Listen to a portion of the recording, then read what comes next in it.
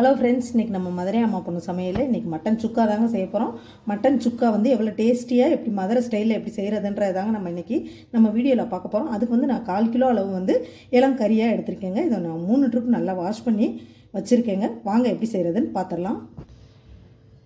ஒரு 3 table spoon எண்ணெய் ஊற்றிக்குங்க.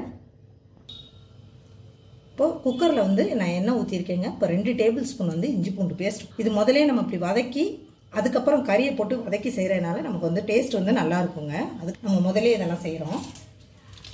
நீங்கள் இது மாதிரி ஒரு ட்ரிப்பு ட்ரை பண்ணி பாருங்கள், உங்களுக்கு டேஸ்ட் நல்லா பிடிக்கும். இப்போ 1/2 டீஸ்பூன் வந்து மஞ்சள் தூளுங்க. இப்போ இதை நல்லா வதக்கிடலாங்க. இந்த இஞ்சி பூண்டு பேஸ்ட்டை நம்ம முதலே எண்ணெயில் வதக்கிட்டு அதுக்கப்புறம் நம்ம கறி போட்டு வேக வச்சுட்டு நம்ம செய்கிறப்ப நமக்கு வந்து டேஸ்ட் வந்து நல்லா இருக்குங்க. நீங்கள் ஒரு ட்ரிப்பு வந்து இது மாதிரி வந்து ட்ரை பண்ணுங்கள். இப்போ இந்த பச்சை வாசனை போயிடுச்சுங்க. இப்போ நம்ம கறி துண்டுகளை எடுத்து போட்டுடலாங்க. இப்போ எண்ணெயிலே இதை வதக்கிடலாங்க. இந்த எண்ணெயிலே கொஞ்சம் சுருளை வதக்கிடலாங்க. இதை ஒரு 2 நிமிஷத்துக்கு இந்த எண்ணெயிலே நல்லா இதை வதக்கி விட்டுடலாம். நம்ம வதக்கிக்கிட்டே இருக்கிறப்ப நம்ம தண்ணி எதுவும் விட வேணாங்க. பாருங்கள், அதிலே வந்து நம்ம கறியிலே வந்து தண்ணி விட்டு தான் வரும். தண்ணியிலே இதுலேயே எவ்வளோ தண்ணி இருக்குது பாருங்கள். இப்போ இது நல்லா வந்து இந்த எண்ணெயிலேயே நல்லா வதங்கிடுச்சு. இப்போ பச்சை ஸ்மெல்லாம் நல்லா போயிடுச்சுங்க. இப்போ இதோடையே ஒரு 1/4 கிளாஸ் மட்டும் தண்ணி ஊற்றி இதை வேக வச்சிடலாங்க.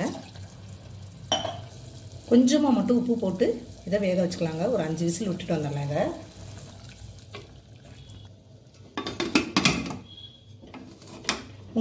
உங்கள் குக்கருக்கு எந்த மாதிரி நல்லா பஞ்சு மாதிரி வேக வைக்கணுமோ அந்த மாதிரி நீங்கள் வச்சுக்கோங்க.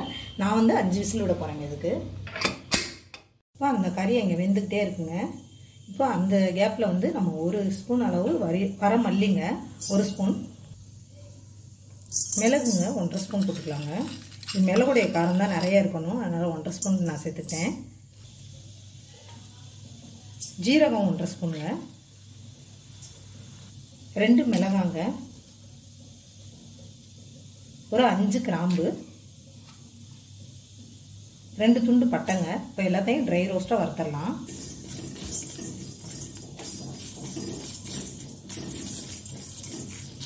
இது வறுத்து அரைச்சி அதுக்கப்புறம் பொடி பண்ணி செய்கிறப்ப நமக்கு டேஸ்ட் வந்து சுக்காவுக்கு நல்ல டேஸ்ட்டாக இருக்குங்க.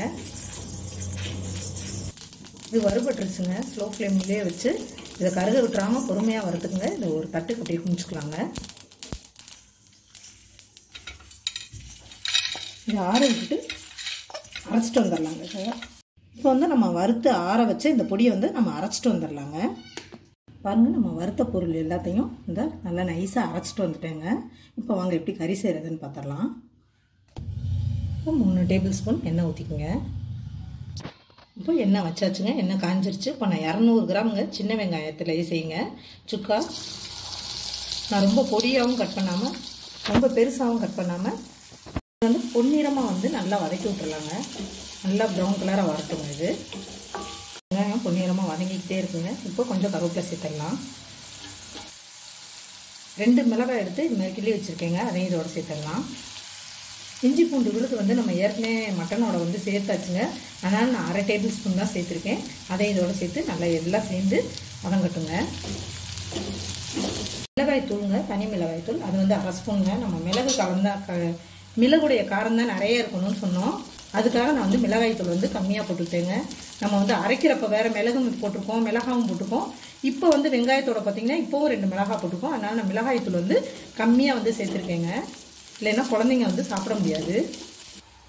இப்போ கறி நல்லா வெந்து இது நல்லா ப்ரெஷரும் நல்லா அடங்கிடுச்சுங்க. இப்போ பாருங்கள், கொஞ்சமாக தான் தண்ணி சேர்த்துருக்கேன், நிறைய தண்ணி வந்து சேர்க்கலைங்க, கொஞ்சமாக தான். ஏன்னா திருப்பி நம்ம இப்போ போட்டு கறியோட வெங்காயத்தோட போட்டு வதங்குறப்ப அப்புறம் ரொம்பவும் வெந்துருச்சுன்னா அப்புறம் ரப்பர் மாதிரி ஆயிரும். அதனால் பாருங்கள், நல்லா பஞ்சு போல் வெந்திருக்குங்க. இப்போ இந்த வதக்கிறதோடைய இதையும் சேர்த்துடலாங்க. இப்போ இந்த மட்டனுக்கு தேவையான அளவு வந்து உப்பு சேர்த்துக்கலாங்க. நம்ம ஏற்கனவே வதக்கிறப்ப கொஞ்சமாக தான் நம்ம குக்கரில் சேர்க்குறப்ப சேர்த்தோம். இப்போ நம்ம அரைச்சி வச்ச இந்த பவுடரையும் இதோட சேர்த்துடலாங்க. எல்லாத்தையும் சேர்த்து மிக்ஸ் பண்ணிடலாங்க. நல்லா சுருண்டு இந்த தண்ணியெல்லாம் கொஞ்சம் வற்றி வரட்டுங்க. நம்ம மட்டன் சுக்கா வந்து சூப்பராக ரெடி ஆயிடுச்சு. பாருங்கள், ஸ்டவ் ஆஃப் பண்ணிட்டேன். இதேமாரி நீங்களும் ஒரு ட்ரிப்பு ட்ரை பண்ணுங்கள். ஹோட்டல் ஸ்டைலில் சூப்பராக நம்ம வீட்டிலேயே மட்டன் சுக்கா ரெடி பண்ணியாச்சு. இது அப்படியே ஒரு கிண்ணத்துக்கு ட்ரான்ஸ்ஃபர் பண்ணிடலாங்க.